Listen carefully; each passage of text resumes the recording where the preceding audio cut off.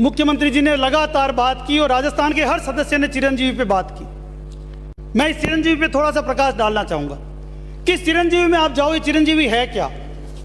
ये चिरंजीवी एक राजस्थान सरकार का स्टार्टअप है और मैं जिम्मेदारी के साथ कह रहा हूं। कैसे स्टार्टअप है कि ये पहली बार इस चिरंजीवी में आप देखो कितनी स्मार्ट, बनाने वाले को हो सकता है बड़ी अच्छी योजना बनाई हो, मैं धन्यवाद भी दूंगा, लेकिन इस योजना का हश्र क्या हो रहा है? इस रईस विभाग में राजस्थान में केंद्र सरकार की इंश्योरेंस कंपनियों को लूटने की ये योजना है। और कैसे है?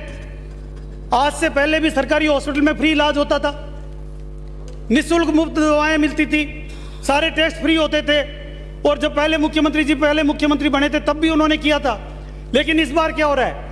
इस बार पहली बार सरकारी हॉस्पिटल को भी इलाज का वो पैसा मिल रहा है जो प्राइवेट हॉस्पिटल को मिल रहा है। ये कमाई का जरिया इन्होंने चिरंजीवी के माध्यम से सरकारी हॉस्पिटलों को बनाया है। आज एसएमएस में जो इलाज हो रहा है उसका वही पैकेज मिल रहा है जो प्राइवेट हॉस्पिटल को मिल रहा है। आज डिस्ट्रिक्ट हॉस्पिटल में जो इलाज हो रहा है उसको भी वही पैसा मिल रहा है जो प्राइवेट हॉस्पिटल को मिल रहा है। तो ये इलाज की क्वालिटी कैसे मिलेगी? और इलाज की क्वालिटी दी है तो मंत्री जी आप जरूर जवाब देना। आज हालात क्या है? मैं यदि ये कहूं कि आज हॉस्पिटल में मुफ्त इलाज के लिए यदि हम बात करें तो ये केंद्र सरकार की इंश्योरेंस कंपनियों को तो ले ही रहे हो आप पैसे, और चलो आप ले हो, लेकिन आपके पैकेज क्या है? आप जिम्मेदारी के साथ बताना कि जब चिरंजीवी योजना 5 लाख की थी, आयुष्मान भारत योजना की आपने नाम बदला, 5 लाख रुपए भी आज तक राजस्थान में कितने लोगों को मिले हैं? राजस्थान में कुल 33 लाख लोगों ने अब तक क्लेम लिया है। 33 लाख लोगों में से पूरे 5 लाख रुपए अभी तक कितने लोगों को मिला है? यदि 100 लोगों को भी मिला हो तो आप 100 की टेबल यहां पे जरूर उस लिस्ट को टेबल कर दें, मैं बिल्कुल आपसे पूछूंगा। सभापति महोदय, इसलिए नहीं मिल सकता कि यदि आज कोई भी सदस्य, कोई भी राजस्थान का व्यक्ति यदि उसको हार्ट की बीमारी हो जाए, वो एडमिट होने जाता हो, हार्ट के साथ उसको नेफ्रो की प्रॉब्लम हो जाए, गैस्ट्रो की हो जाए, उसको कोई और लीवर की हो जाए, कुछ भी प्रॉब्लम, 5-6 बीमारियां भी एक साथ हो जाए और वो पूरा 1 महीना भी एडमिट रहे तो उसका खर्चा 3,67,000 रुपए से 1 रुपए ऊपर नहीं आएगा। आप 5 बीमारियों का एक साथ जोड़ लो, 3,67,000 रुपए से ऊपर उसका खर्चा नहीं आएगा। आप उसको 5 लाख कर दो, 10 लाख कर दो, 25 लाख कर दो, जब पैसा होना ही नहीं है उसका खर्च, उसका इलाज ही नहीं होना, तो आप 5 करो, 10 करो, 25 करो, उससे क्या फर्क पड़ेगा?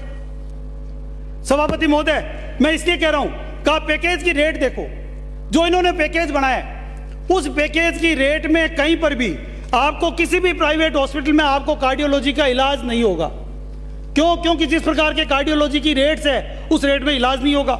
ऑर्थो सर्जरी नहीं होगी, न्यूरो सर्जरी नहीं होगी, गैस्ट्रो सर्जरी नहीं होगी, न्यू गैस्ट्रो सर्जरी नहीं होगी, ऑन्कोलॉजी सर्जरी नहीं होगी। ये किसी भी प्राइवेट हॉस्पिटल में आप जाकर करवा लो। यदि वो करते हैं तो उन्होंने कोई किराए पे पास में एक हॉस्पिटल ले रखा है जहां भेड़ बकरियों की तरह मरीजों को डालते हैं, और चिरंजीवी योजना और आरजीएचएस वाले लोगों के साथ इस प्रकार का दुर्व्यवहार राजस्थान में हो रहा है।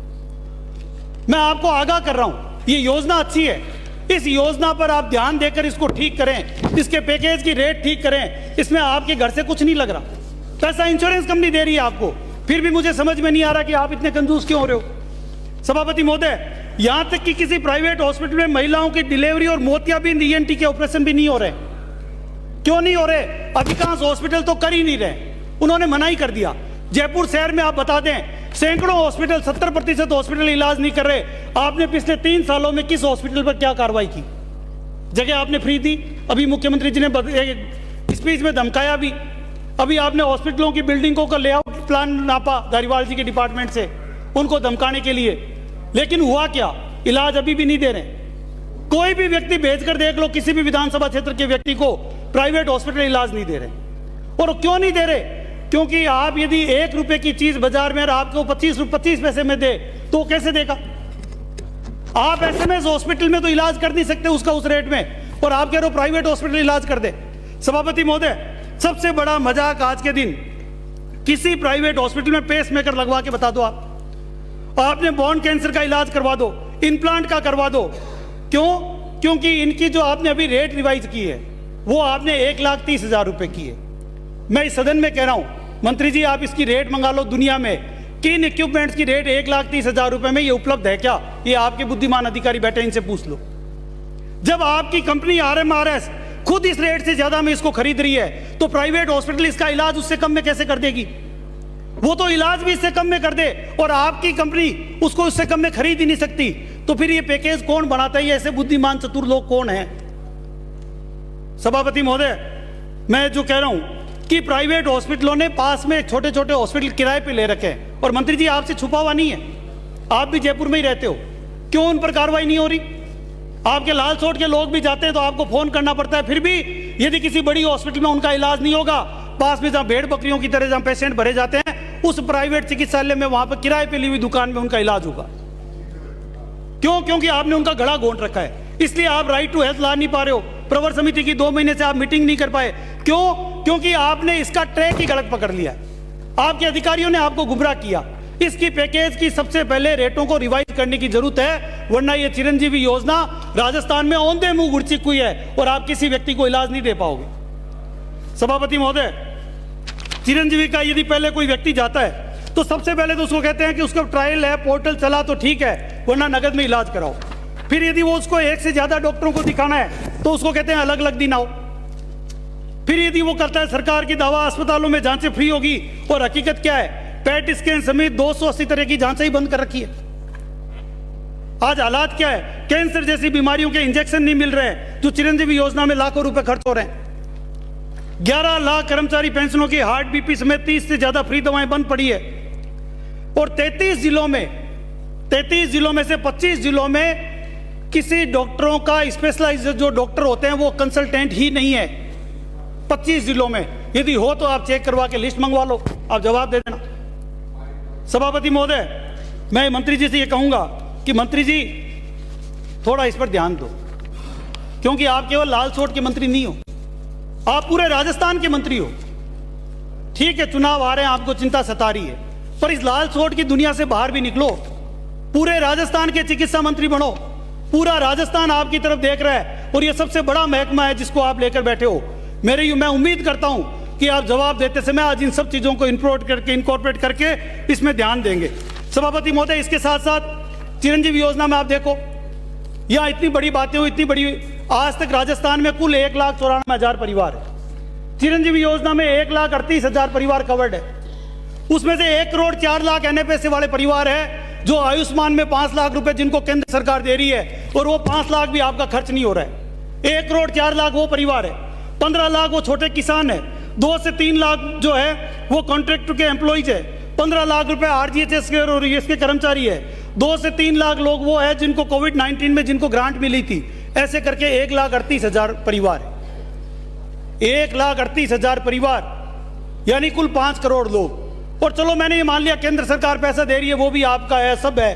850 करोड़ रुपए तो जनता आपको दे रही है, और 850 करोड़ रुपए सरकार उसमें मिला रही है।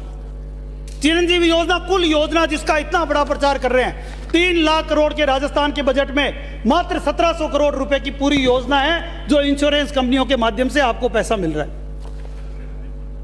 सभापति महोदय, आप कल्पना करो कि 8 करोड़ राजस्थान की जनता में से जो 5 करोड़ लोग चिरंजीवी में इलाज ले रहे हैं, उनका केवल और केवल 1700 करोड़ रुपए का बजट है।